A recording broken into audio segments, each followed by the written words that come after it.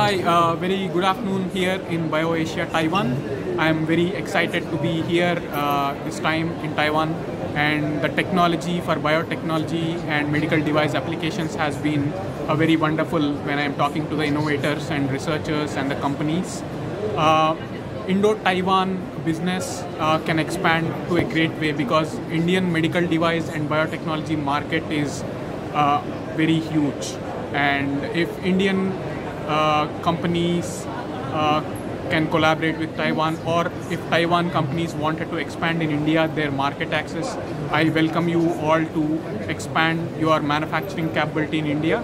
We support you with many government related functionalities, and we also support you with a lot of technology, human resource. We see that it is a very smooth process.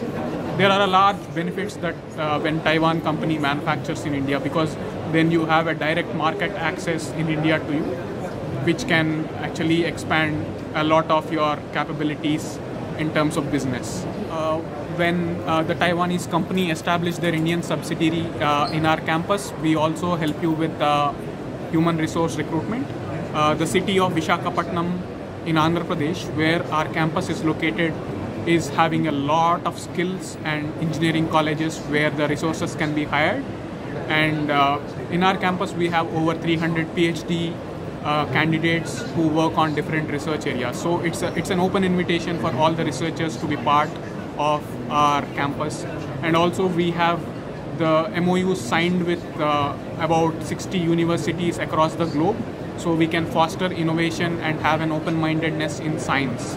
Okay, and AMTZ is the world's largest medical device cluster with 150 companies, and we have 25 common scientific facilities which can cater to different technologies like additive manufacturing, ultra-fast lasers, PCB making and sensors. So all this will reduce your burden of establishing the complete supply chain, because 70% of your supply chain is already been established in the campus, and that reduces your risk and that reduces your investment to get your product into the market.